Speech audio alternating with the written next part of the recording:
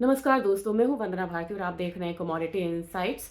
सबसे पहले आप लोगों को मकर संक्रांति की शुभकामनाएं। कुछ चीज़ें आपसे यहाँ पे पहले डिस्कस करनी है और वो सिल्वर की है। सिल्वर अब यहाँ पे 5 ट्रिलियन की मार्केट कैप हो चुकी है इस एसेट का। दूसरी चीज़ कि सिल्वर अब यहाँ पे ऑफिशियली $90 के करीब आ चुका है। और तीसरी बात कि इतने मैसिव रिटर्न के बाद, यानी कि 188% के रिटर्न के बाद अब सिल्वर 25% का रिटर्न जनवरी 2026 में दिखा चुकी है, जबकि जनवरी सिर्फ आधा महीना बीता है।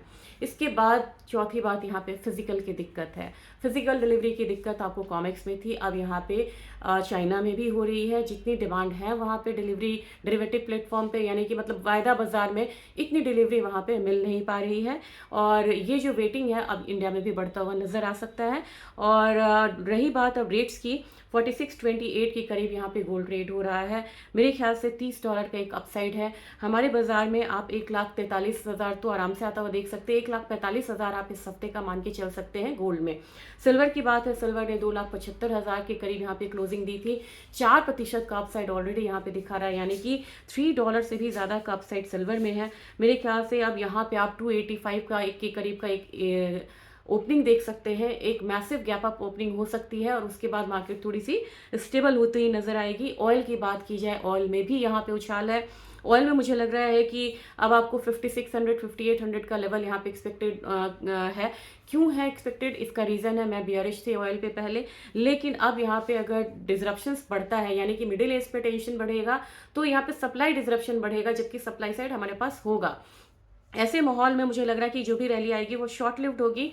$61 आ रहा है यहाँ पे WTI। 62 63 जा सकता है, हमारे बाजार में 5800 का लेवल होगा। लेकिन वहां से अगर ईरान में अनरेस्ट खत्म होता है या कम होता है तो तुरंत वो नीचे भी आएगी। अब बात करेंगे बेस मेटल्स की। बेस मेटल्स काउंटर में PBOC ने अपना सेंट्रल पैरिटी रेट को 17 बेसिस पॉइंट से कम करा है और ये आया है पर USD के करीब, मतलब ये आया है।